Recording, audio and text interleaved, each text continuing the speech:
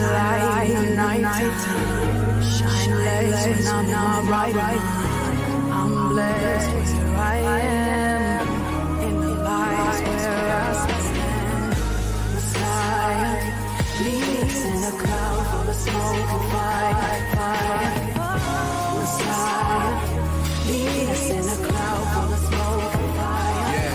Hey yo, the telephone poles look like crosses in the hood. Feel like the son of man might be hanging off the wood. Bless the land, no more murder, heard he could. Call 100,000 angels, I'm just praying that he would. It's a dark place with big money like Park Place. Destitute prostitutes burning rubber like a car chase. This is where I'm from and people ask me why the hard face. Shots should ring and have you searching for a cross space. This feel like the lowest, this is subject for the poets. And you know it, politically incorrect, they do not show this. That's just part of a motive to deceive you. Lord Pharaoh is oppressing your people when we need you.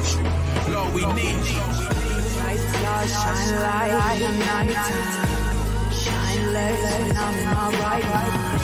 I'm blessed with who I am. In the lights where I stand.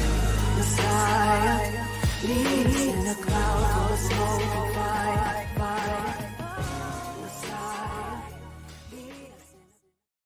What's good, everybody? How's everybody doing tonight? Thank y'all for joining the brother on another Thursday night Bible study.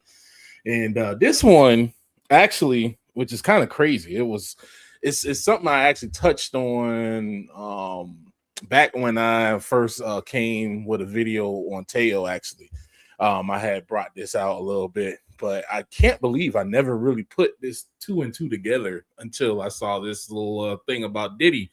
I saw 50 Cent's little his petty retribution towards your boy the Diddler, and that jump is actually kind of crazy. It's insane the stuff that people are able to get away with, and it's crazy, for him being a Hebrew dude getting away with it. So just imagine what the ones behind him get away with. The ones that you don't, they always want to bring out the R. Kellys and, the P. Diddy's and all them and stuff like that. But they don't really talk too much about the Weinsteins and all the dudes that's be behind the scenes. Because I can guarantee you that dude that Diddy was working for graced a couple of them parties too, but they don't talk about that.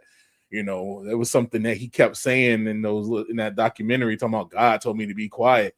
I don't think that number one, we all know he ain't talking about Yahuwah Elohim, but I think the God he talking about is his people, the ones who allowed him to have that power and that status, who made all those terrible things go away. And one of the crazy things that I thought about, that I realized that this man literally started his career with a sacrifice with that basketball game and all them people that died. I don't know if it was willingly or unwittingly or whatever, but it was just very interesting that, every time life was shed, this dude went to higher heights.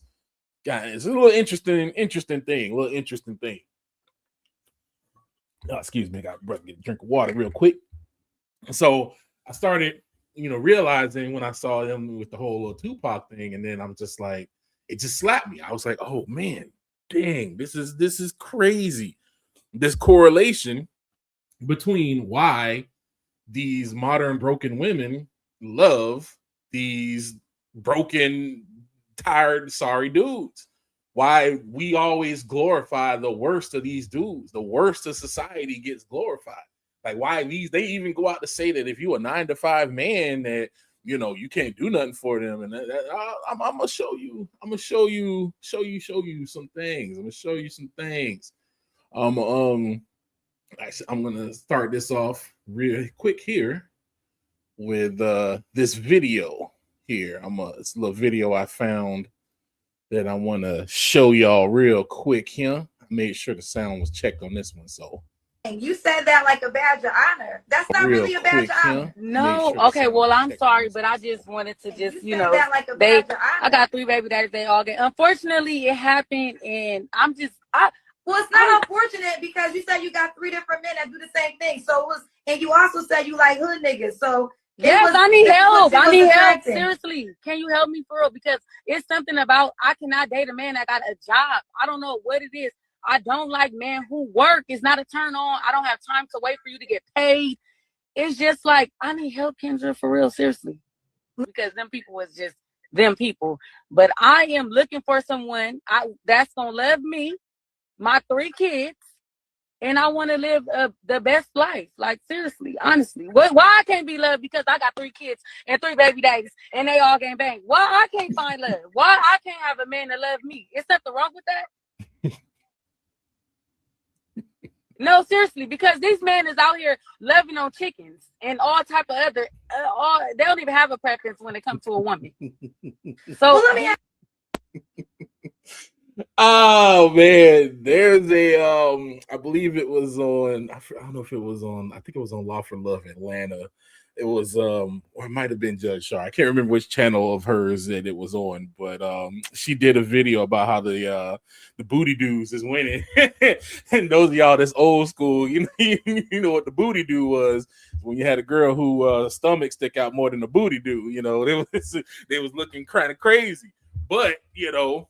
It was an interesting thing to me in my young age when I would see dudes and I'm like, okay, this dude, you know, dudes, we know when a dude ain't ugly or whatever, but dude be with a chick that you typically wouldn't expect him to be with. And that's what she was talking about. Like, oh, he with chickens and he with this and that. And then the caption, the dating pool got worse. It's full CDC crime scene, no lies. 3 baby daddies, all gangbangers, but a 9-to-5 man is unattractive. You can't pick chaos 3 times and call it destiny. This pool ain't water, it's waste.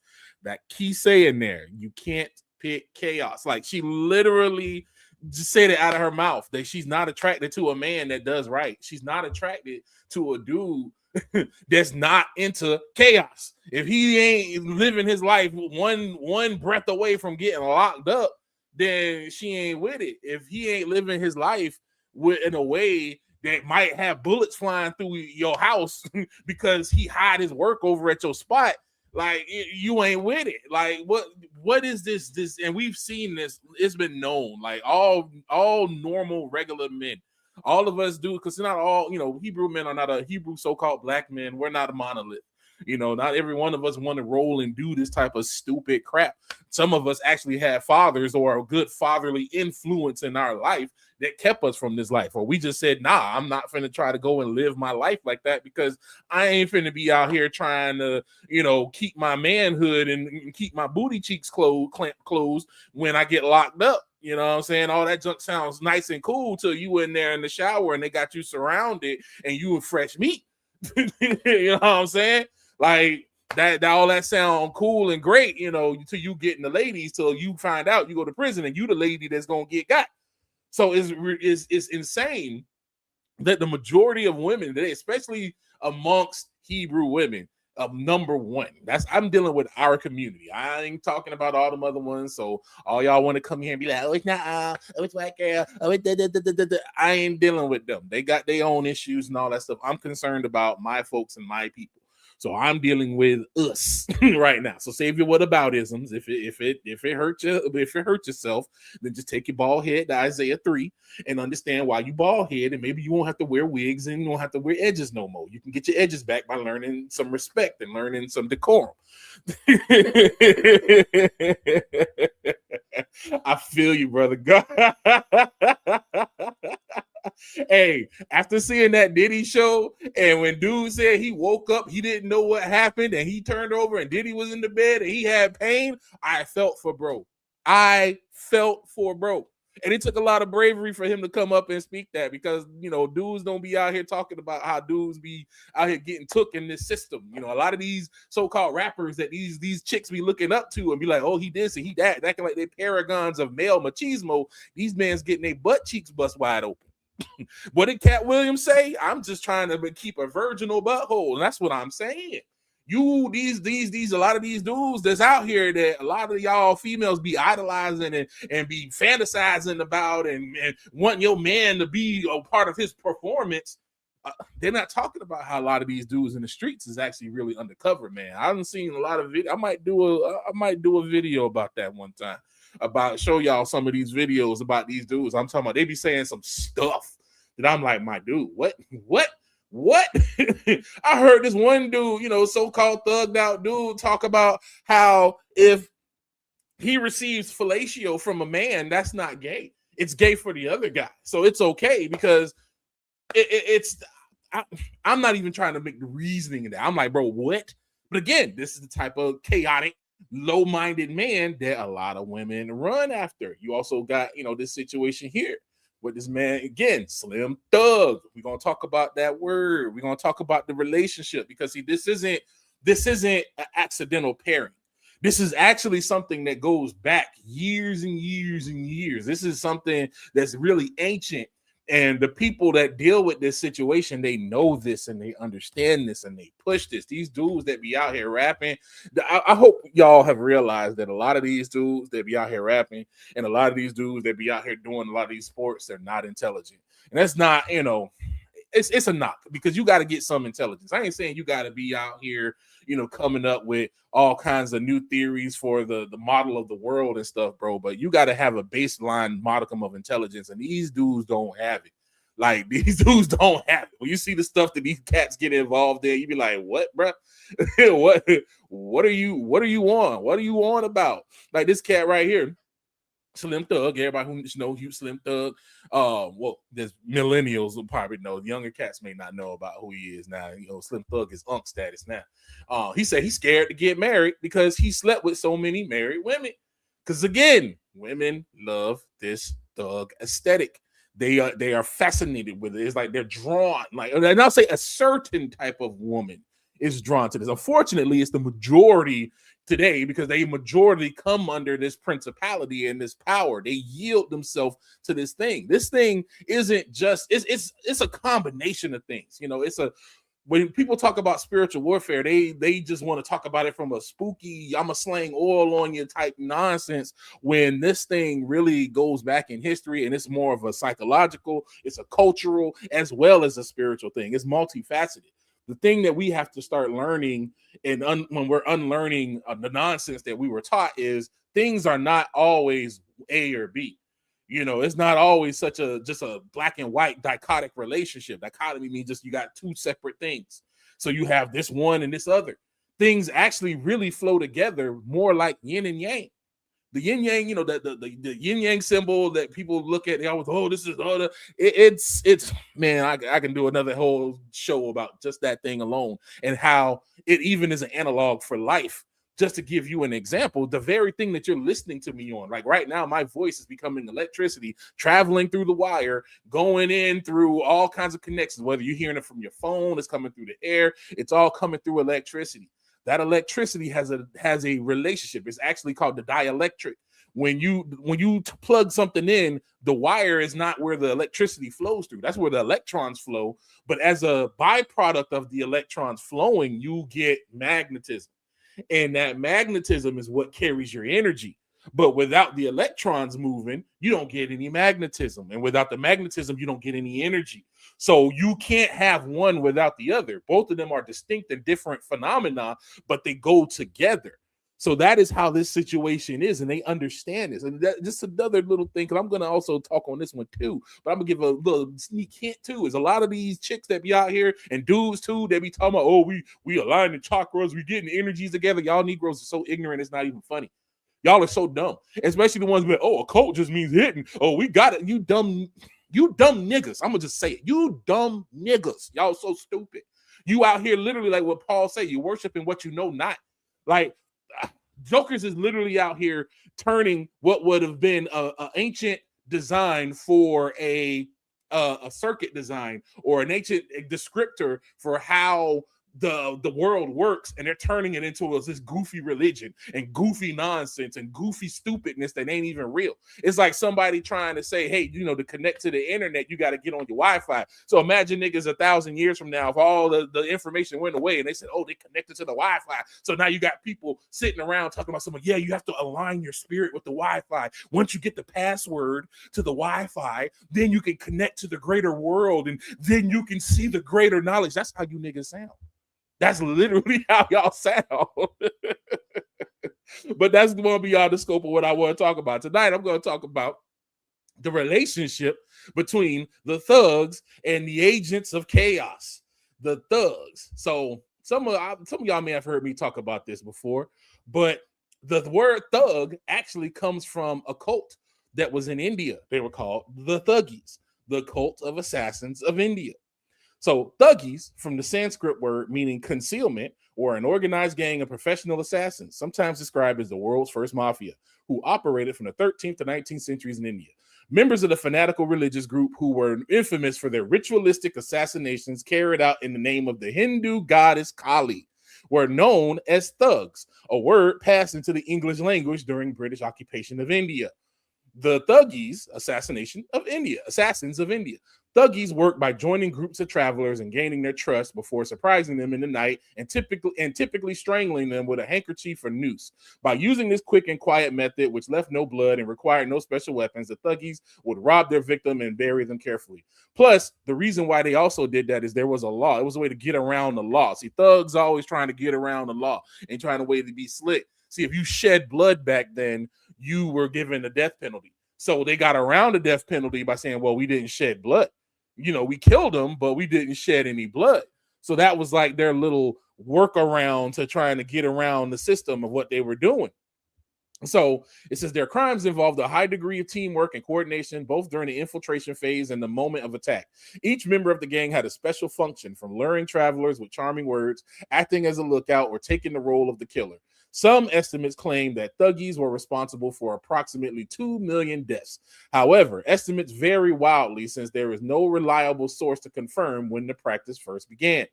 The first known record of the thugs is an organized group in India. We're not going to go there. Here we go. The Hindu members of the Thuggies worship the goddess of destruction and renewal, Kali. At least some of them. This formed the basis of their actions, as it is said they believed that they were helping Kali maintain worldly balance of good and evil. However, their Hindu faith was not very different from their contemporary non-thugs, and the fact that some thugs were Muslims also who complicates the issue. There's evidence, however, that all Thuggy assassins were united by common superstitions and rituals, which led to the gang being branded as a cult or a sect. The fraternity possessed a jargon of their own, known as Ramasi, as well as certain signs by which its members recognize each other in the most remote parts of India. Now, again, what do you see dudes doing today? Gang signs. What you wearing, cuz? What set you from, cuz? You know what I'm saying? Niggas knowing who you are based on what colors you wearing. Where you from? Where your grandma stay at? You know what I mean? They come around doing all their little hand signals and all this type of. I remember one thing where they shot this dude that was deaf because he was using sign language and they thought he was throwing up gang signs. Because, again, these niggas are not smart. They are stupid. These dudes are thugs. They choose to follow the lowest ways of man. They're not intelligent. They're gonna do stupid things. And they had this love of this goddess of Kali. So they were bound by a set of rules, such as prohibition to steal a person's property without killing them in accordance with ritual first. Brahmins were not killed because of their purity. Killing of the sick was considered an unworthy sacrifice. And women, key here, were not killed because they were considered to be incarnations of Kali. Okay. So now we've heard a lot about this Kali chick, and I'm going to show you. This is a picture of Kali. Kali, they also call her the Black Goddess, and we'll go. They'll have all the different names and stuff from her. But I want we're gonna go deeper into that. But this is this thing that they were running to, this fallen thing that they worship to that basically, as you see, it's got nothing but male heads around its neck. It's got a knife or a sword in one hand, and it's holding a head in another hand, and it's stomping on a man. There's legends about this, but I'm going to get ahead of myself. So we're going to go in. This might be hard for y'all to read, but I'm just going to read through a few of the things to talk about this demon, this Nephilim creature. That's what this was. This is the description of a fallen Nephilim creature. Like, this wasn't no goddess of great things. This was a Nephilim creature that was about blood, violence, and destruction. That's what this was. A lot of people, a lot of the Hindus try to say, oh, she has many incarnations. Oh, it means this, it means that, it means this, that. All these different things that they threw in there to try to really cover over what the actual of what this thing was. And plus, what you have to understand is a lot of the general public only understood a small little bit of what was really going on, even during that time. Only those that devoted themselves to those fallen creatures that were a part of their inner circles, and the ones that were related got even more access. They were the ones that were shared all the information. See, the Most High openly shares his information because he's not intimidated by us knowing the truth, because he still sits high and looks low. But these fallen creatures and these fallen angels and their sons and daughters, they withhold, they keep things, they hide information and give out the information they want, so that way they can control the situation. That's what we see going on in the world, how they change history and got us thinking all kinds of, want us to believe that they built these elaborate structures with just hammers and chisels. But here we have so-called advanced technology, and we're just building boxes with glass and stuff. And man, most of these houses they build nowadays ain't even built right themselves. Don't even have no kind of craftsmanship. They're just boxes, sterile boxes. But look at some of these old so-called Victorian buildings and the craftsmanship that's gone into that's just every little thing. It has craftsmanship in every corner of the building. And we have the ability to do that and then some now, but all we have are sterile boxes. Anyway, it goes, I'm not going to read what that says. These words were uttered by Kali, the most well-known and worshipped goddess of India. Kali is known by many names, which include Kali Ma, the dark goddess, the black goddess. Some of y'all may remember Kali Ma from what's his name?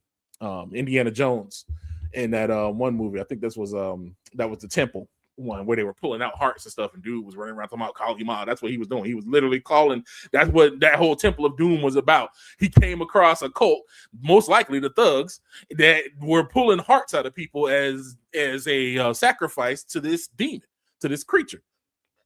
So even though I'm not gonna read all her names, she's called the Consort of Death, Kali the Destroyer, the Dancing Lady of Death, and the name Kali is derived from the Hindu word Kala, which means time, although it can also mean black, and she is believed to represent the power of time, which will devour everything in the end. Even though Kali may have a wide assortment of aspects, the most well-known are Mahakali and Baharivi. It's hard to see with this red. I wish this is an old site, so it's a little annoying. There we go. That's much better. In aspect of Baharivi, Kali takes on the role of Shiva's counterpart, finding pleasure in destruction, which will eventually lead to the final dissolution of the universe. Kali is also believed to be an aspect of the Devi, which means like demons, one of the most powerful and complex of all the great goddesses. And when Kali assumes this aspect, she became known as Mahakali. As Mahakali, Kali takes on a frightening visage with black skin, wild hair, sharp claws, tusks thrusting out from her face, and a third eye, which sits right in the middle of her forehead, just like that of Shiva. The Mahakali uses her terrible appearance quite successfully as a weapon to terrify the many demons, devils, and other forms of evil that exist throughout the universe. Different views. Okay, we're not going to talk about that. Matter of fact, I'm going to leave this one go. But there's one thing that I want to point out about Kali. We're going to go here. Do y'all notice something here? But Kali, so as a matter of fact, let's see here. I'll find, hold on. I'll pull up even more images for y'all. So I want you to see something that's consistent. You see, that's what they were talking about with the third eye. This is her in that final form. This is also her again in that form. She's all stepping on the man. She's naked, and she's got the knife and the head, and her bottom half is usually covered by human hands. Actually, you see it kind of clearly on this statue. The bottom half is covered by hands. She wears a little wreath of heads. She's holding a head, and she's always stepping on a man. She's always got her foot on a man.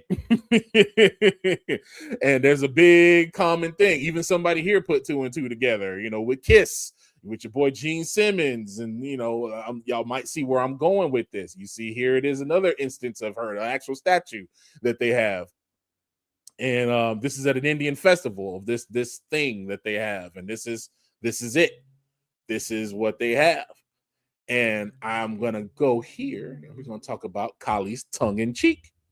Recently, social media was abuzz with images of the Hindu goddess Kali projected on the New York's Empire State Building. As I looked at the image, I could not help but conclude that the artist was not Indian. My friend asked why. I said, high cheekbones.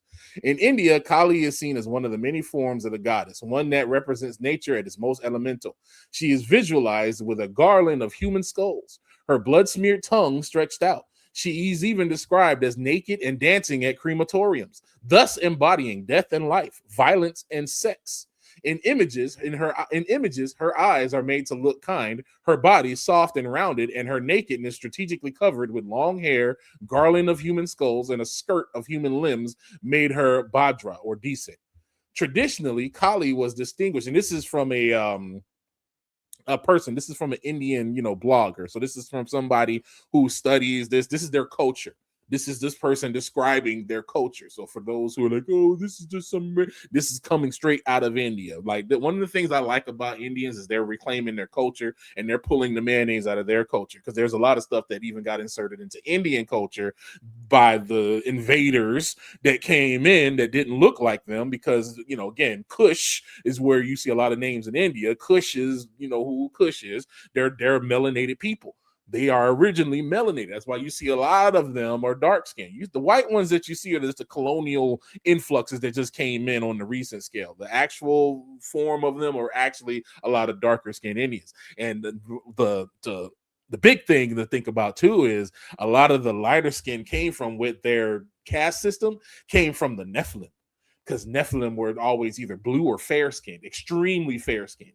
It's why you see this obsession with fair skin. I did a study on this. You can see the video I did on Animaniacs. It talks about anime and how always the light skinned, the most like pale white haired person is always deemed as the most gangster, baddest person in every series, because this is tied to a cultural thing that Indians, which are considered Asians, that Asians have with light skin. It's because of an obsession with these Nephilic creatures, or these creatures that have this angel DNA in their bodies that create these aberrations. They're not normal. They're not natural. They weren't created by Yah.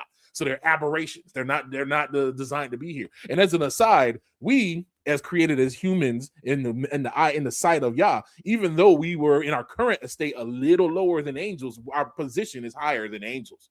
That's why Paul talks about, don't you know, we're going to judge angels. It talks about how we're going to be judging angels, again, in times to come.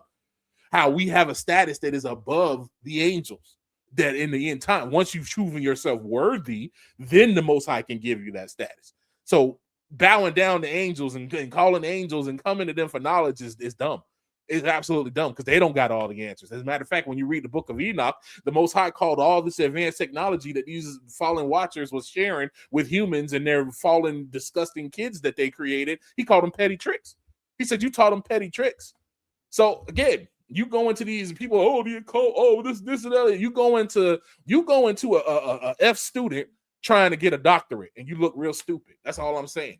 You can go to the source, but see, the source requires you to not walk in chaos. So that's why it's very attractive for those who love chaos to run to the ones who thrive in chaos. Anyway. Traditionally, Kali was distinguished from other goddesses. Chamunda, the former was characterized by her outstretched tongue, while the latter by her gaunt body and high cheekbones, much like the starving models we find on European catwalks. Kali was the earth, who drank blood to quench her thirst. Chamunda represented barrenness, starvation, and death. Kali traveled on a lion. Chamunda traveled on ghouls. Kali was associated with black cats, Chamunda with scorpions. So she's talking about the different females in their pagan pantheon of female goddesses. But Kali, as mentioned in Western literature, is very different. The West could not believe that anyone would consider a female form as divine. The nearest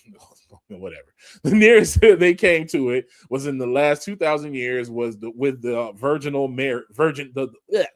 Mother Mary. So initially, they saw Kali as the devil who drinks blood.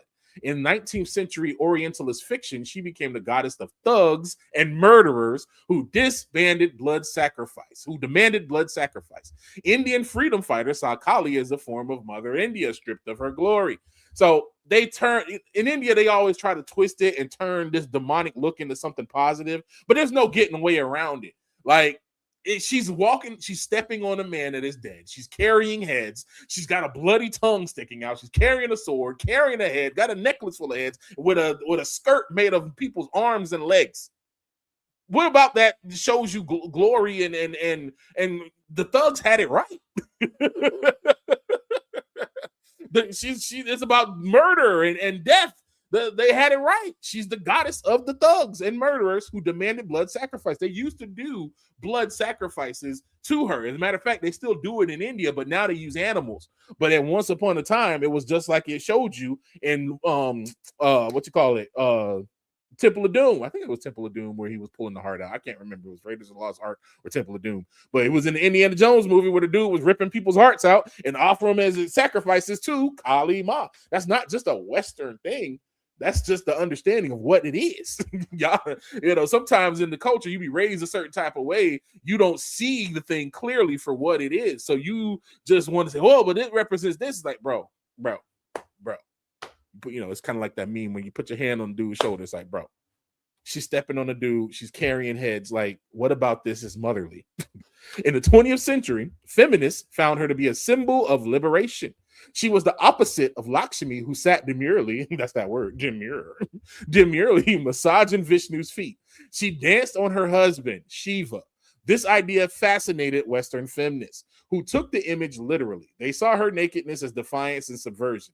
They saw her copulating with Shiva by sitting on top of him as assertion of female sexuality. Yeah, there was other pictures of that. I wasn't finna put that up because a lot of these Indian things, I'm probably gonna definitely have to put that on this website, for y'all to join in as a member. When I make that available, I'm gonna let y'all know because there's a lot of stuff that they have that's interesting from a historical standpoint, but bruh, it's these jokers they practically put pornography on the buildings. It's actually insane. And here we have, let's see here. They saw her copulating with Shiva by sitting on top of him, assertion of female sexuality. In New Age religions, Saraswati, Lakshmi, and Kali were equated with the three forms of the goddess: spring, summer, and winter, or virgin, matriarch, and crone. Kali and Chamunda images merged to be gaunt with high cheekbones and outstretched tongue, naked, sexual, and surrounded by blood and gore. The form also appealed to heavy metal bands.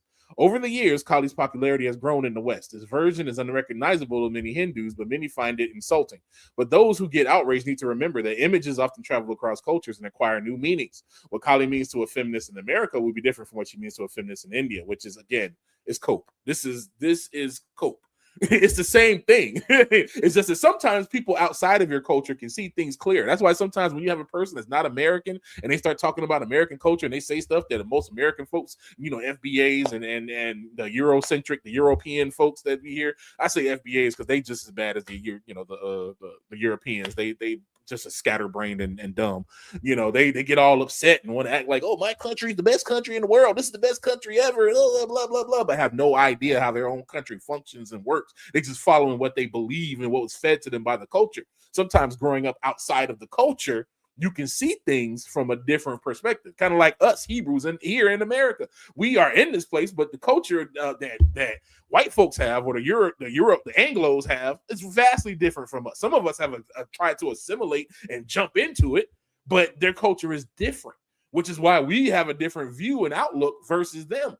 An actual Anglo descent. He was Irish. Irish dude told me this himself, and I ain't never even thought about it. He was like, yeah, I'm not. It was during the time when everybody was making big deals about kneeling for the flag with the whole football games and all that stuff. And he was like, I get it. He's like, the American flag for a black person may mean something different than for me as a white person. How you see it may invoke something different from how I see it. He's like, so I don't care as long as you're just not being crazy and ridiculous and trying to get attention. That was his stance on the whole thing. He's like, if you want to sit down, you can have a seat. That's whatever. I don't care. Just don't be disrespectful. And I thought about it and I was like, I've never thought about that, seeing things from a different angle.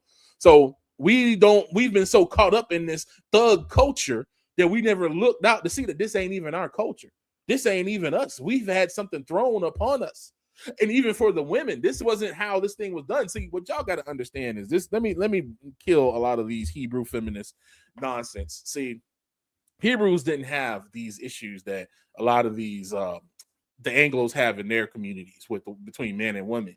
The woman wasn't treated like some second class citizen and you do what I say and just slapped around like nonsense. Like, that's not the case. That is not the case at all. When you read about Abram and Jasher, when he goes to visit Ishmael, his wife asked him not to get off his camel. Now, I don't know the reasoning why she asked him to do that. In my head, I'm like, that's kind of crazy. But he goes through great care that in everything that he does during his trip, he listens to what she says. And he honors his wife by not hopping off the camel like she asked him to. When Isaac decided to set himself up as a sacrifice, because again, it wasn't the Most High's idea; it was his own idea. He was over there bragging to Ishmael, and he was like, "Oh, I could do this," and blah blah blah blah blah. So okay, Most High was like, "All right, you say you will be a sacrifice. I'm gonna take you at your word." So when that whole thing happened, Abram was like, "I gotta do this," but what he was worried about was his wife. Even Isaac was worried about the mom.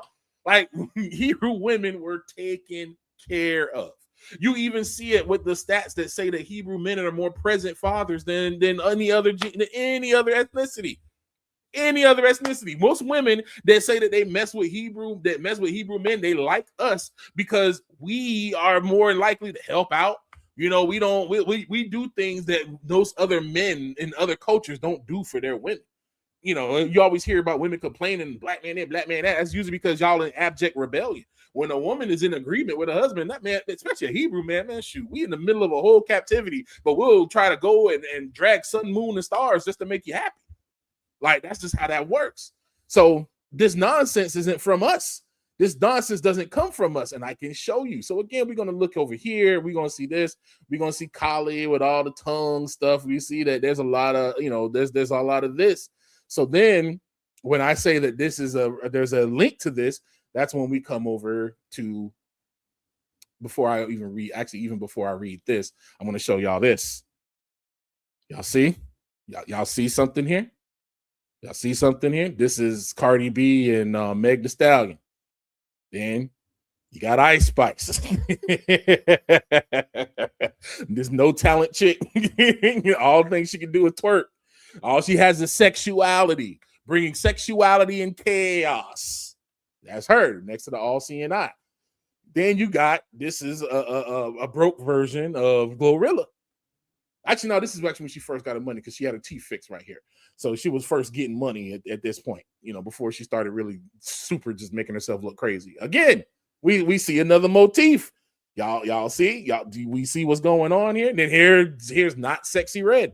This chick, if STD had an incarnation, this is what it would look like. Like, I don't know what there's nothing attractive about this chick, and it's not like she couldn't have been. She just made herself look like ashy dust. She like when you scrape the bottom of your foot, that's what she remind me of, bro. Like, this chick is ashy, dusty, just nasty looking. Brags about having gonorrhea and passing it between her and her nipple, in her words, and it's just nasty. But again, we see a common motif, and here comes another old school, chaos agent right here, Miss Minaj, even in her name. Sex and chaos. Sex and chaos. They are in the same spirit. What we're dealing with is the same spirit, y'all. This is the same mentality. This is the same thing that we're dealing with. Why is it that these women love thugs? Because you are yielding to a spirit, a demon spirit, and coming under that principality, and these thugs have meet you on that same energy. That's what that is. Like, that part is true. About wavelengths and energy, how your soul, the state of your soul. Those that have read the book, y'all see the banner at the bottom, publishing.crimsonline.com. Get the book about the soul. Understand what your soul is. Understand that the word chi is for real. You have energy that flows within your blood. That electricity has a frequency, and it is affected by your feelings and your emotions and who you hang around and all the things that you bring into your body, the food that you eat. All this stuff affects your soul. And when your soul is on a disruptive low-end frequency of low energy, you vibrate well with chicks like this, that's embodying the same exact spirit as this. It is the same thing. Chaos and destruction. When she's stepping on the man here, see, they tried to change it in recent years. They tried to say that after she the reason in the Mahabharata about the tongue is that there was this demon that was there, and then whenever you cut this demon, it was called the blood seed. And whenever you cut this demon, it would make copies of itself. So the blood would drop and it would become a mini demon. So there was like an endless battle.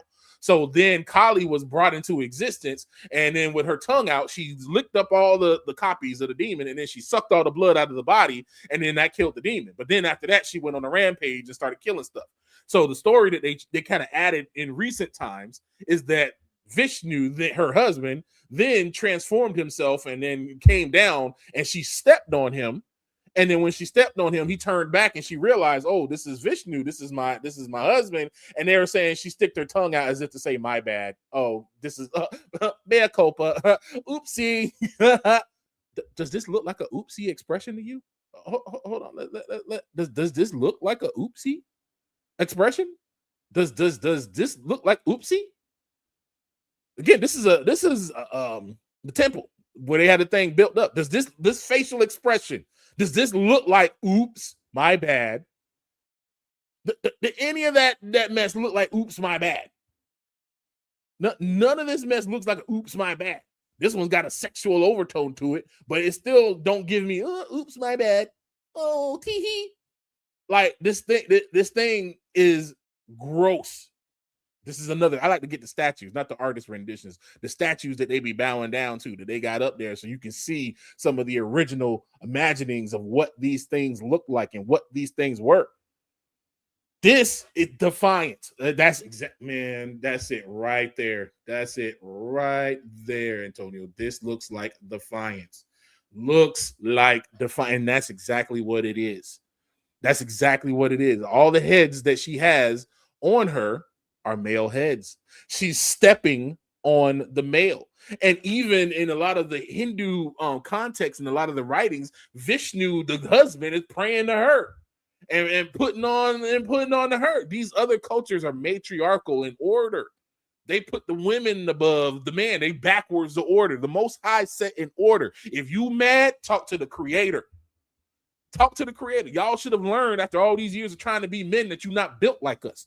Like men, especially Hebrew men, we have been villains forever in this country. We have been public enemy number one, killing 14-year-old boys that don't even get the satisfaction of being looked at as a child because of simply that they are Hebrew men.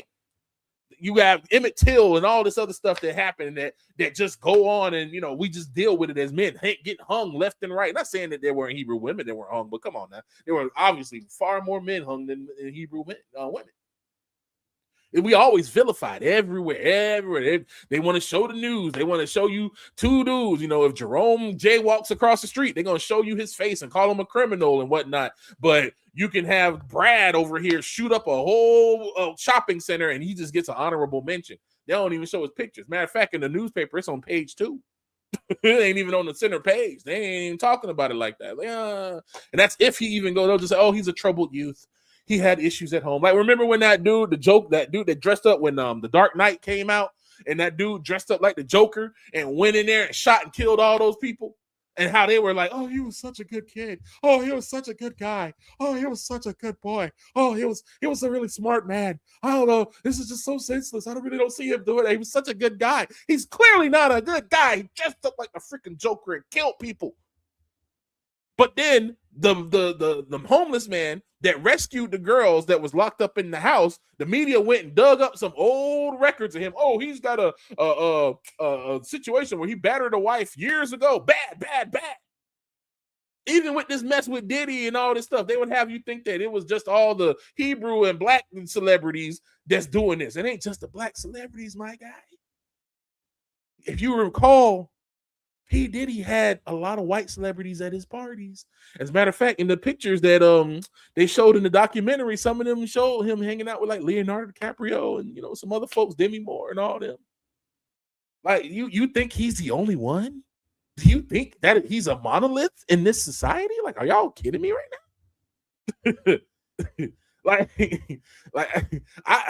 My job is giving me proximity to a lot of folks that, live a different lifestyle than, the average Hebrew person is used to. And some of the stuff that they talk about, bro, I'm telling you, some of the stuff that they talk about, I'm like, yo, word? I've had dudes making, nice money, 6 figures, talking about how they basically are functional cokeheads. I mean, we all saw Charlie Sheen was just a ha, ha, ha, he thing. This man was literally running around passing STDs and talking about doing cocaine all on TV because it was fine because he was a white man. But as a black man, the system is against you. And it's heightened because these things are what they have chosen to rule over you. So not only do they want to just rule over men, but they got an extra in for us because we look like the priesthood. We look like the firstborn, the first chosen people that the Most High chose. We carry that original look more so than others. And this is why when you see a woman and she's like, I can't deal with no square. I just don't like squares. I like a street dude. I like a hood dude. That's a Kali spirit. She's an agent of chaos. What did the video say? The dating pool, it's a full CDC crime scene. Baby daddies, all gangbangers, but a 9-to-5 man is unattractive. You can't pick chaos 3 times and call it destiny. They choose chaos. Chaos. And that is where this comes from. So when you see these type of women, men, avoid them at all costs. You know, don't feel no type of way. As a matter of fact, that should be a good thing because that lets you know, okay, this chick is a straight. there's a dude who has a channel called Peas World. He calls them demons. He calls them high functioning, high ranking demons, and he's not wrong. He's literally not wrong because they've aligned themselves with demons. These women are literally operating with a demon spirit. If you are a type of woman and you say, hey, I'm more attracted to this, you need to get on your face and start fasting and proceeding to Yah and renouncing every spirit of chaos and renouncing every soul tie that you have formed with chaos. And that's just the first step. The next step is to actually submit. So don't think that you're just going to go and just say a few words and it's going to be fine. Nah, you're going to get tested, sis. And through the beating this thing is through submission. By taking your foot off of that man and getting all them heads from around your neck, putting some clothes on and putting your tongue back in your mouth. Back in your mouth. She led with sexuality, lust. Look, this is the same thing. This is from the WAP cover. WAP. Like the fact that song is even allowed on YouTube and most stuff on YouTube to get blocked is like kind of crazy to me. Crazy to me. Like niggas can't even eat macaroni and cheese no more properly without just, you know what I'm saying? They done turn just the normal of things into freak fest. It's just over freaked out nonsense. And again, why are all of these women doing the same thing? Why? You see lots of chicks out here doing it. These just the leaders. I just picked the leaders of the new school to show you. But this is a common thing that we see all these women out here doing. So this nonsense of women that love these agents of chaos, that fall in love with these street niggas and these street dudes, these thugs and stuff like that, is a reason. Who brought that thug life crap into here? Tupac. That's what reminded me of this, and that's where I was like, yo, 2 + 2 is 4. Tupac with his homosexual on the low self. The dude that say he didn't go to school, but all of a sudden was in school with Demi Moore and Jada Pinkett. The reason why Jada Pinkett can't get that man out her head because she is an agent of chaos with her bald head, rebellious self. Words matter, y'all. Stop calling yourself thugs, bro, and women. Stop calling yourself that. Stop using this terminology. Stop aligning you with this music that's literally designed to bring demonic chaos. It puts you in a state of chaos, and then you wonder why you never have peace. Because our people have accustomed themselves to chaos. We have put ourselves under this principality of chaos, death, and destruction. That's what you see in the communities. Chaos, death, and destruction. That's what it say that this thing represents. There's something about Kali's tongue that disturbs the viewer. It is a symbol of power or a symbol of shame, wonders Devrut Patanite. The outstretched tongue of Kali distinguishes her from all other gods and goddesses of the Hindu pantheon. There are many goddesses who, like Kali, are naked and associated with blood and death, including Chandi, Chamunda, Bhairavi, and Bhagavati, but none stick out their tongue like Kali. Sometimes Kali does not have the characteristic outstretched tongue. She has fangs protruding from the corners of her mouth. This is especially popular in South India imagery. A Kali without the tongue is called Bhadra Kali, or a decent Kali who does not reject feminine grace. Oh, so with the tongue out, she rejects feminine grace. What's graceful about this? Does this scream, I'm going to bring you home to my mama and introduce you to my peoples? Like, look, does this scream, yo, I want to introduce you to my grandma? I want to introduce you to my grandpa around my cousins and them. Does this scream grace and love? Just look at that. Look at that face. Isn't that a face you just want to just do everything for? That's facetious. I'm being facetious for those who haven't put two and two together. A Kali without the tongue is called Bhadra Kali, or decent Kali, who does not reject feminine grace totally. She resides in household shrines and serves as the guardian of the family. There is something about Kali's tongue that disturbs the viewer. It is feared. It's seen as shameful, a Bhadra, or not civilized. Why is she doing it? See, a Bhadra means not decent or not civilized. Why is she doing it? Is it a symbol of power or a symbol of shame? In Devi Mahatmya, Kali unfurls her tongue in her role as ultimate devourer, called upon to salvage a situation that seems utterly hopeless and out of control. This is the story I was telling you. She's summoned by Durga herself to destroy the demon Raktabija, whose name means blood seed. The demon Raktabija had a magical ability to produce a double of himself instantly every time a drop of his blood fell to the ground. Having wounded Raktabija with a variety of weapons, Durga and her assistants, a fierce band of warriors known as Matrikas, find they have worsened the situation. As Raktabija bleeds more profusely from his wound, the battlefield gets filled with Raktabija duplicates. Desperate, Durga summons Kali, who spreads her tongue across the battlefield and swallows in one gulp the swarm of blood-borne demons and sucks the blood from the original Raktabija until he falls lifeless. Kali's tongue here is a weapon to be feared, a reminder that nature ultimately consumes all life. In popular storytelling, the reason for her sticking out her tongue is rather domestic. After killing the demon, Kali drank his blood. The blood drove her mad with bloodlust. She went around the world killing at random. The gods begged Shiva, her husband, to stop her. So he took the form of a handsome man and lay in Kali's path. As soon as Kali stepped on him, she bit her tongue out of embarrassment. She was ashamed to learn her bloodlust prevented her from seeing and recognizing her own husband. Needless to say, this is considered a patriarchal interpretation that became popular in the 19th century. This is their cleanup version because they realized, oh, okay, we got to get these women under control. So let's alternate this a little bit to kind of bring back some of the chaos. In Kali temples, the tongue is smeared with blood of sacrificed animals, a reminder that Mother Nature is red in tooth and claw, giving life as well as taking life. We may domesticate her, transform her into a demurgari, clothed in koi, but she will always stick out her tongue and slurp on our blood. Perhaps the outstretched tongue of Kali teases and mocks her devotees. She sees through their social facade, knows their dark desires. That's nonsense there. But the tongue, again, that she's good, but you can use that tongue. What's woman's biggest weapon? What is the number one weapon? See, a woman isn't strong. A woman doesn't have strength and ability. She was able to fight on these wars because they're not human. They're Nephilim and stuff like that. But an actual human woman ain't built like that. They're not built like that. I can show you numerous of videos. There was a video with these women. They were like gym rat women, and they got them against regular dudes that don't even work out on the regular. And I think in every competition but one, the men just beat them, like destroyed them. These were out of shape, dad bod type dudes.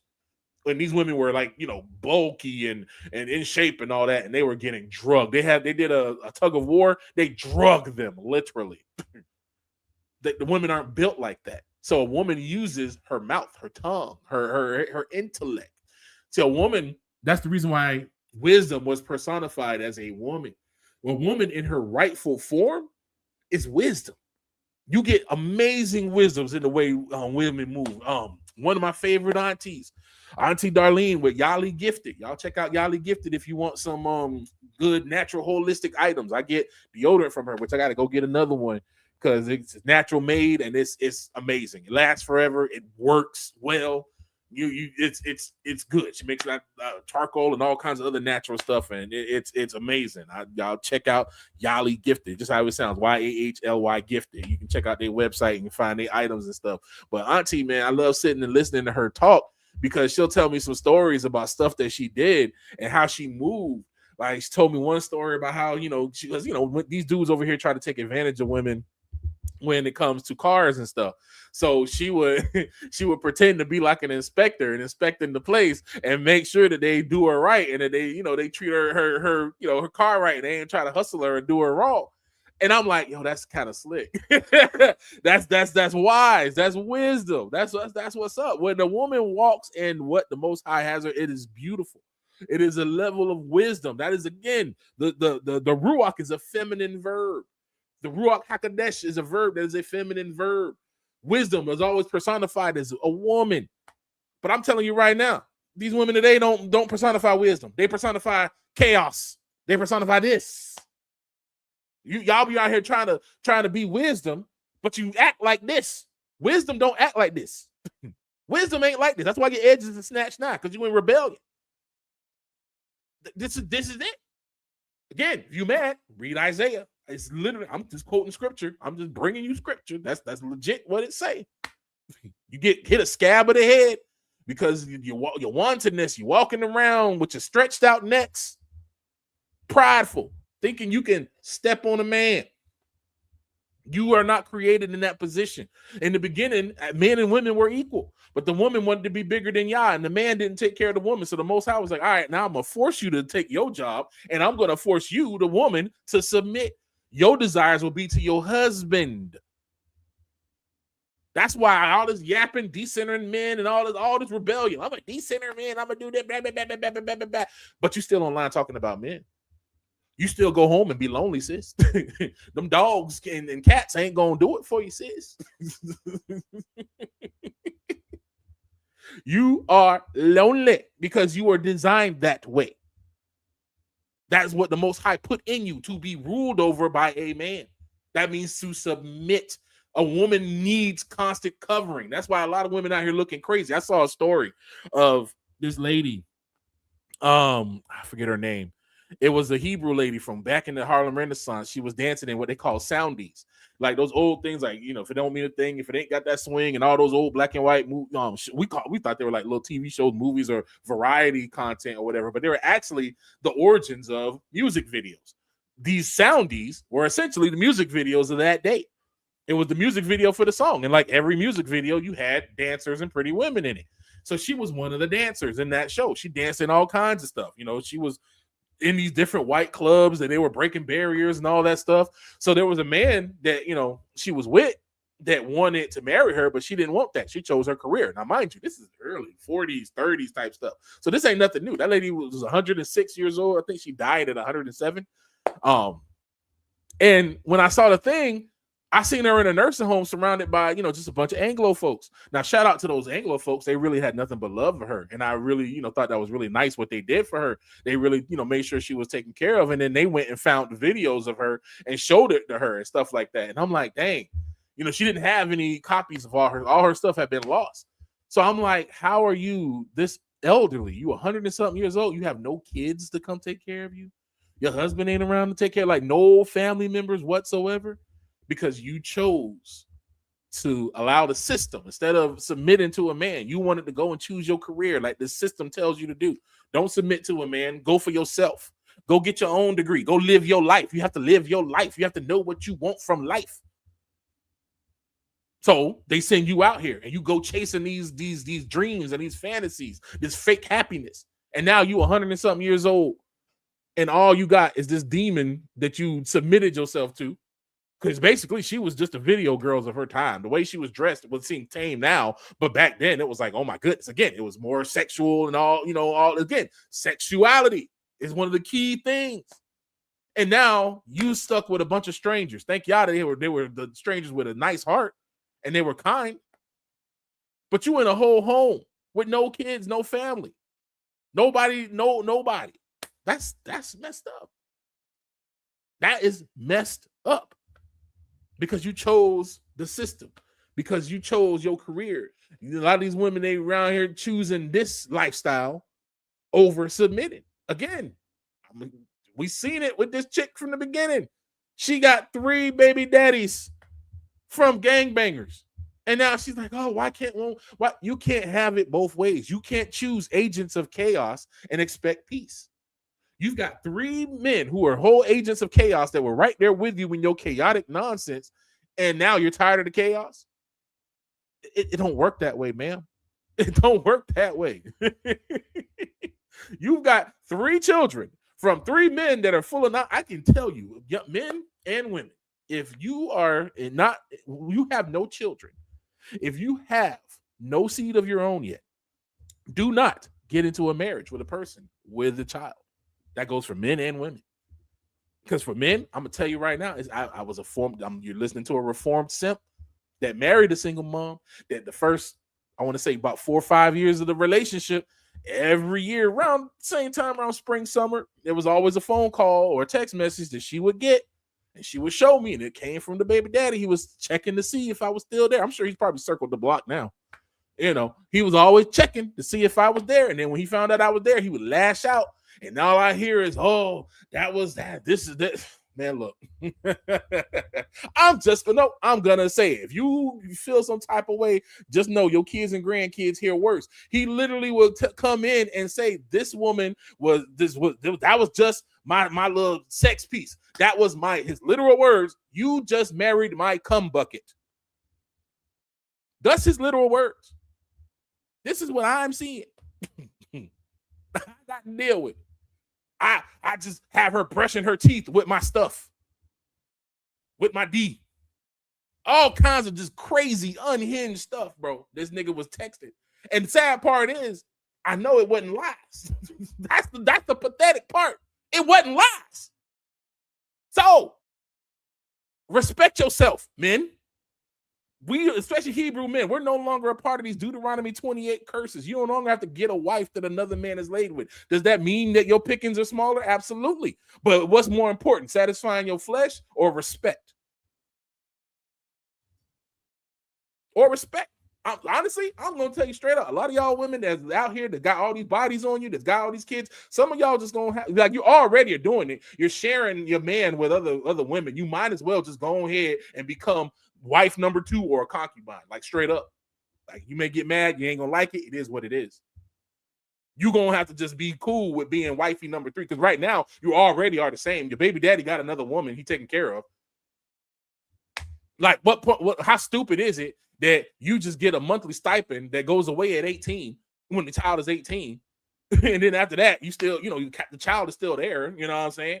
But now you on your own. Like, you might as well just go ahead and submit and be like, hey, I'm gonna join the rock. I'm gonna be one of his 3 or 2.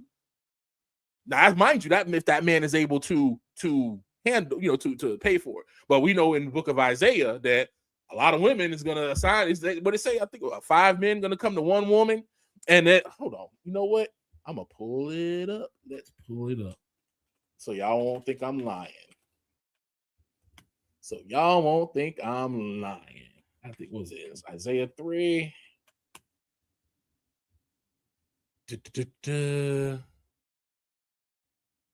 Hold on. Let's see if I can find it. Oh, it's so for y'all to get mad when I talk about the women. This part here in Isaiah 3:16. Moreover, the Lord saith, because the daughters of Zion are haughty and walk with stretched forth necks and wanton eyes, walking and mincing as they go, and making a tinkling with their feet.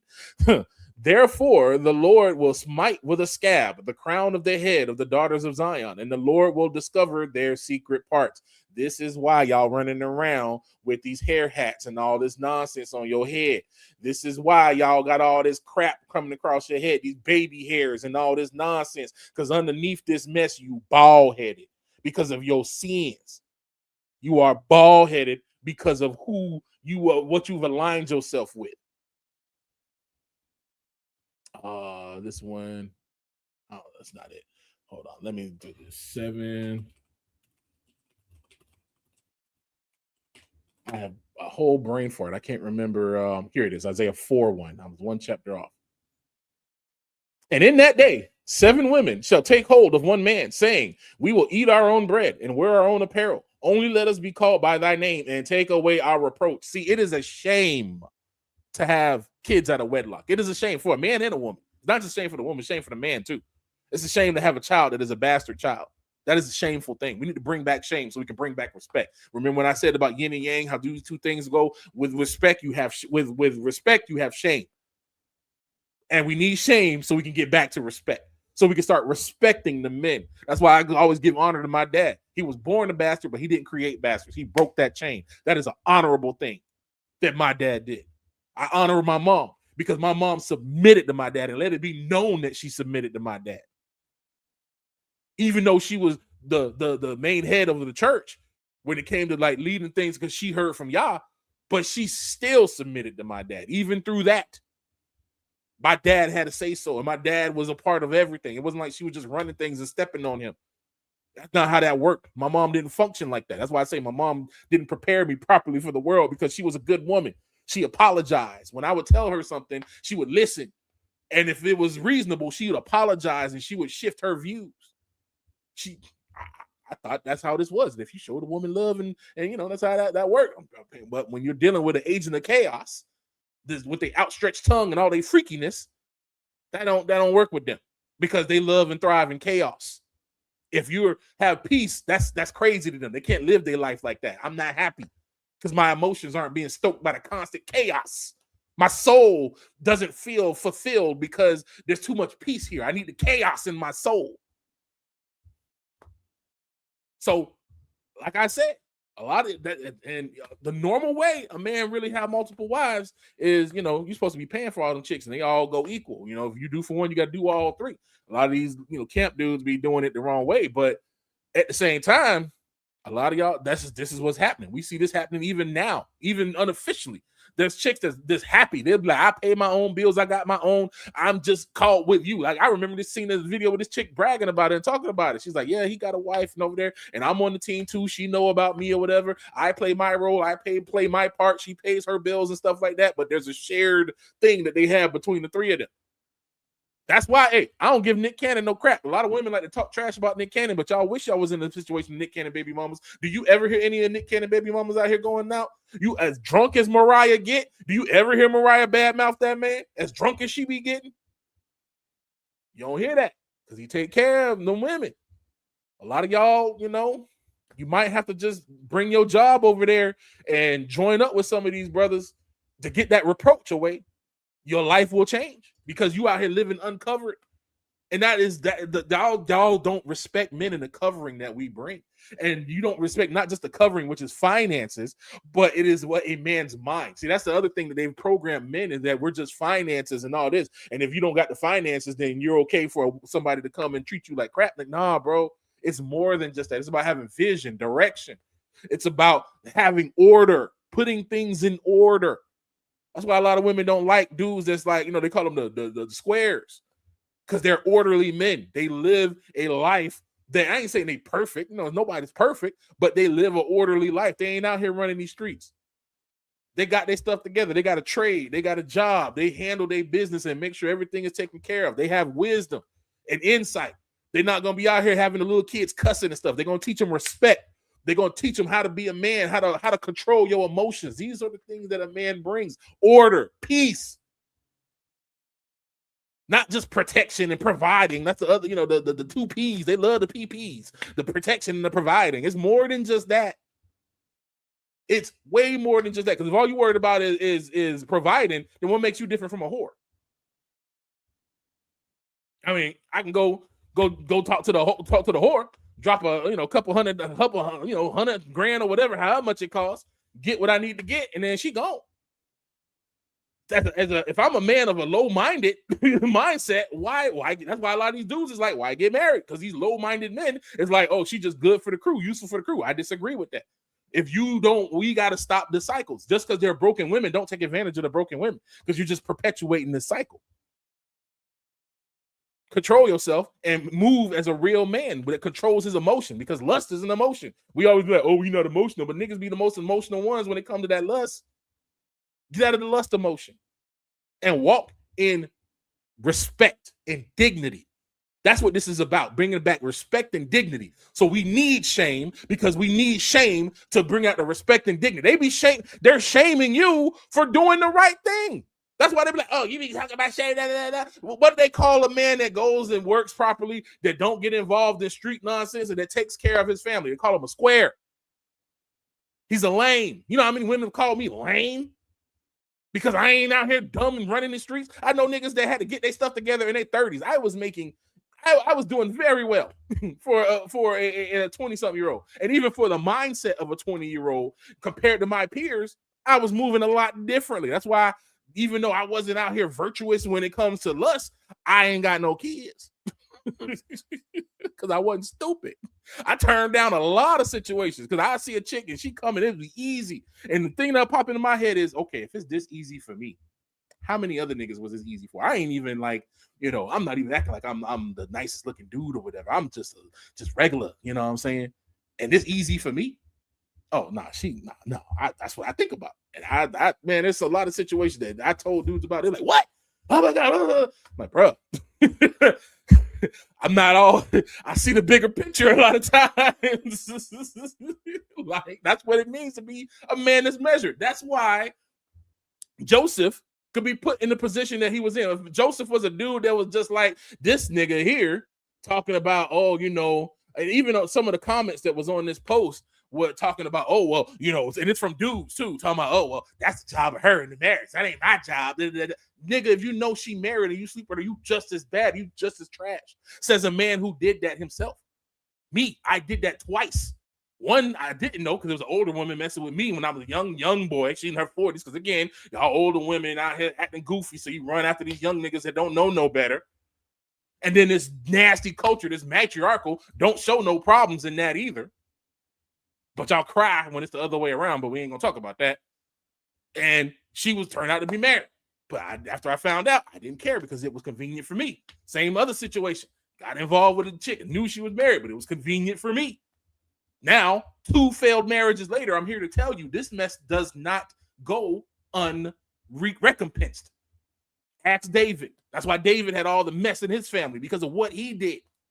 It was shameful to have your son, the king's son, smashing all his women where everybody could see.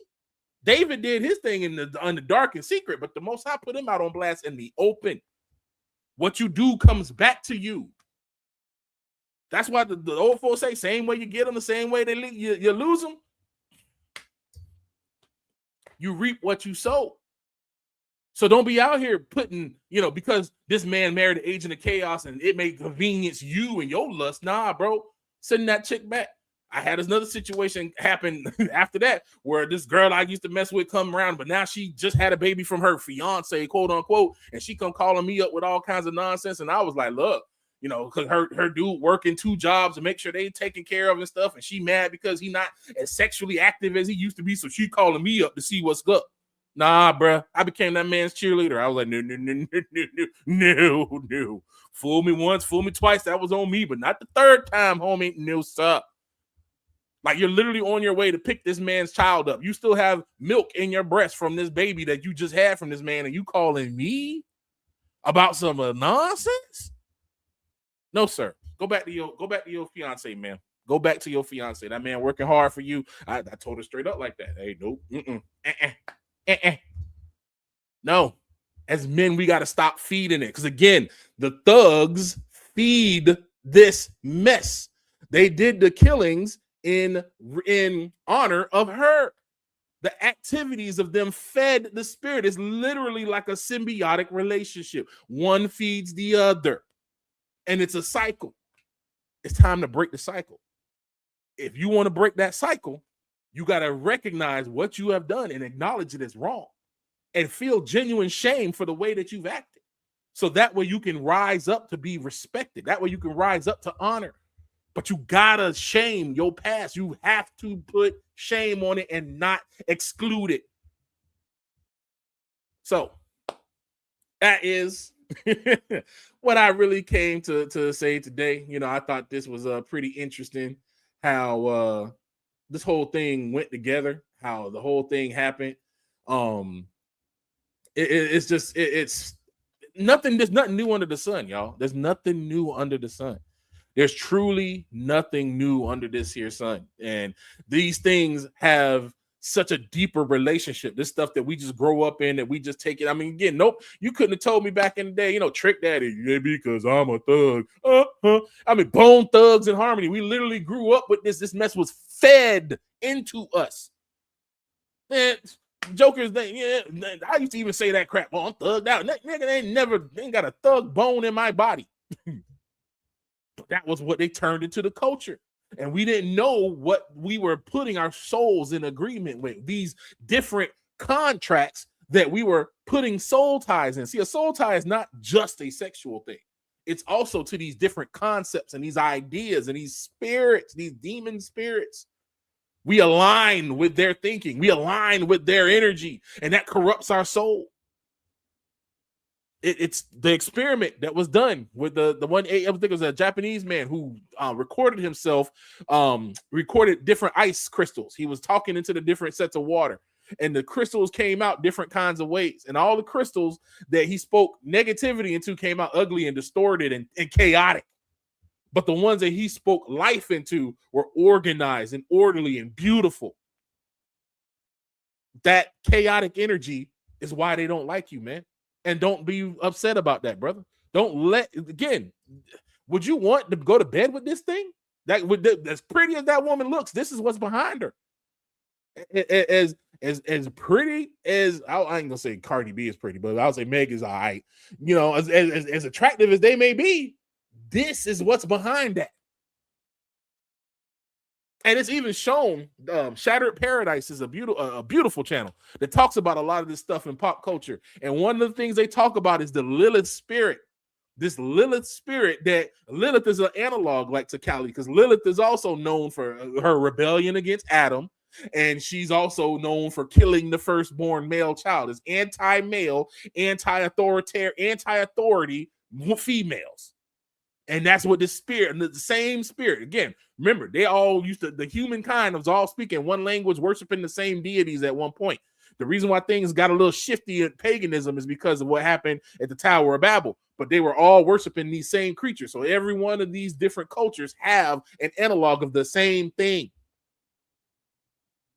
And this is the spirit they align with. And they even have music videos today of these young girls killing men, tying men up, murdering them. Shattered Paradise. I'm going to show y'all this. My little bonus that I was going to show you, talking about technology and whatnot that they had back in the day. Because there's another thing that they have, but I want to show y'all their page. Shattered Paradise, y'all. Shattered Paradise. I got put onto this by my good sister Shonda. She put me on. I appreciate it, sis. I joined their Patreon and everything. Y'all join their Patreon, and because the longer videos are on the Patreon. They put a little video on here, but a lot of the stuff they say YouTube would toss them down. So the extended videos are on their Patreon. So these videos that you see here aren't even the full videos. And I forget which one it is. They're all good. I'm telling y'all, they're all good. And I want to say it was this one. We've been to Target. There's one that they have in particular talking about, here it is, blood rituals hidden in plain sight. And that's the one where it's talking about the females. And that's it too. Both of these actually are talking about it, but this is the one in particular with the message with Lilith and the water, and how they were showing how these women are pushing this death towards men. Like it's nothing. If a Hebrew woman get online, there's a video that's on Twitter of all these different Hebrew women getting with these Anglo men, telling them that they need to put black men in their place, and if they want to go and kill all the black men, that's fine. This is this spirit, that same spirit that went and tried to kill all the firstborn in Egypt. It's the same thing, the same spirit that got in, tried to kill the Messiah by doing the same thing, killing all the kids. We're dealing with the same demons, y'all. This is that we wrestle not against flesh and blood, but against principalities, powers, and rulers of darkness. These rulers of darkness are disembodied spirits that came from the fallen watchers that have studied us for years. They were called the Watchers, y'all. They watched us. That was their job. So they decided watching wasn't good enough. They wanted to come down and try their hand at creation. They know us. They've been doing this thing for years. And this is just their new iteration of that same crap to take out the authority that the Most High set up, the order that the Most High set up. They bring chaos. That's why they bring chaos. They got that saying, everybody knows, order out of chaos. Yes, but it's not the order of the Most High. It is a demonic order. So, again, with that said, I want to show you this too. So a lot of the other thing that this is tied to, because India is very preserved in their stuff, is you can tell that they did augmentations. Look at how these statues are shaped, and think about these BBLs and these breast implants and the stuff that these chicks be doing today. Indian status, it's probably occurred to many of you that the females look like they had a breast augmentation so popular in our time. Could it be that breast implants or fat transfer was used in the ancient India? The question is not absurd. Again, look. I'm not trying to be perverted, but look at how her hips are. That's not there are women with hips, but that's not natural. I did the small, super small waist, and then look at how her chest is sitting. Now that's textbook look like a straight up silicone implant. Like, let's just be for real. Density is real. Large sets of mammaries like this ain't gonna sit perfectly up like that. That's not normal. And there are statues that show realistically proportioned chest. So you can't say, oh, that's just an artistic interpretation. Oh, that's just this and that. Like I said, I don't feel like going and showing you all the craziness that they got going on because I checked. Because I thought that same thing too. Well, let me, because whenever you have an idea, try to prove your idea false. And if you go to try to prove your idea false and you find that there's more things that kind of prove it to be true, now you're cooking.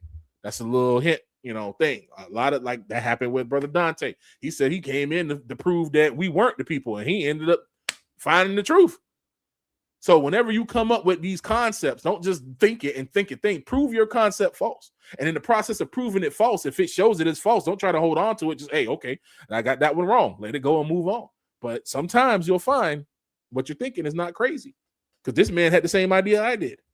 Since ancient Indian doctors already performed many surgeries that we began to perform only recently, such as trepanations, plastic surgery, dental surgery, amputations, etc. After careful study of the literature, I found that breast augmentation as we know it today was not a common practice in ancient India. However, there were some references to breast augmentation procedures in ancient Indian texts, although they were not similar to modern-day breast augmentation surgeries. Many ancient texts discuss the use of certain plants and herbs that were believed to increase breast size or improve breast firmness. For example, the use of fenugreek and fennel seeds oils was recommended as natural remedy for increasing breast size. So you see that this ancient culture, they was freaked out, and there's nothing new under the sun, y'all. There's nothing new under the sun. They try to make us think that we're so advanced. We're actually this is probably the stupidest frame of humanity. Like, the things that I wrote about the soul in the book is not nothing new. This is just rehashing something that was already known. A lot of the stuff that we're discovering is not new. We're just rediscovering it because it was hidden from us. But this was known by our ancestors, whether that be, Hebrew ancestors or just, other ones from the other sons of Noah. This was a known thing. This is known. So, like I said, what's old isn't exactly new, because it's been here before already. It's already been here. And we need to get out of alignment with this demonic nonsense. We need to, as men, stop worshiping these niggas. Look at, you see that if you haven't seen that documentary, I actually do recommend the documentary. I didn't watch it on Netflix. That's all I'm gonna say. I canceled my Netflix. I saw it elsewhere. But it's findable. You do a little work. If you got Netflix, you can watch it easy. If you don't have Netflix, it's definitely findable. You don't have to get Netflix to find it, because Netflix has a lot of ubiquitous stuff, and I don't recommend lining their pockets. We got to stop aligning with these dudes. I know we have a lot of soul ties with this music. That's nonsense. As soon as you hear Cash Money taking over for the 99 to the 2000, if you're a millennial, you already like, you already know. You know what I'm saying? We already have these songs. Some of y'all probably started juking a little bit when I was talking that trick there, baby, because I'm a thug. You started finishing every day. We got to stop this mess, bro. We have to stop this. We have to stop putting these men and these women are literally the lowest among us, and they purposely elevate the lowest among us because they'll do anything for a buck. Anything for a buck. It don't matter about dignity and pride. As long as they can floss and do all this stupid stuff, that's all they care about. They don't care that they're feeding generations and generations demonic nonsense and creating demonic soul ties that's broken up. They're going to have to answer for this, bro. Like, every last one of these jokers is going to have to stand before the Most High and answer for every soul that they led astray. Like, y'all think that y'all is for play. Just because you think you getting away in this short time, because eternity is a long time, man. I watch these Chinese cultivator shows. They're kind of cool. I ain't gonna lie. That's been kind of like my new thing. And they always are obsessed with becoming immortal and stuff like that. And then you have these certain ones where they be living for hundreds and thousands of years. This one that I seen, they were living for billions of years and stuff. And so, like, sitting around, there was one in one particular, the dude got stuck in this lower world, and because of some situations, he met with the main character. He ended up in the outer world, and this dude that was waiting for this item, this man had a treasure on him, and this other guy wanted it. That dude sat there and waited for 100,000 years. I know about 100,000 years. And the dude was like, "You're so petty." He said, "How could you sit here and wait for me?" And the dude was like, "We're immortal." He's like, "What?" He's like, "What is time? What is a few 100,000 years to an immortal?" And I'm like, "Dang, bro, that's a real interesting thing." What is that lady lived for 106 years. What is 106 years compared to eternity? I'm sure there's people that wish they had 106 years in hell and they would get out. What is eternity compared to this short time? Don't look for things that sometimes always benefit you in the short run. You got to think about eternity, y'all. We have another place. There's another destination where we're going to be. So what you do here is kind of like what they said in Gladiator. And there was one song by the one Christian rapper named Know the Verbs. I love that song. He was like, "How you rock now, and what you rock now echoes in eternity." What we do in life echoes in eternity, y'all. That's real talk. Will your echo be good, or are you gonna be out here looking raggedy? So, with that said, I wish y'all a good night, and y'all be blessed.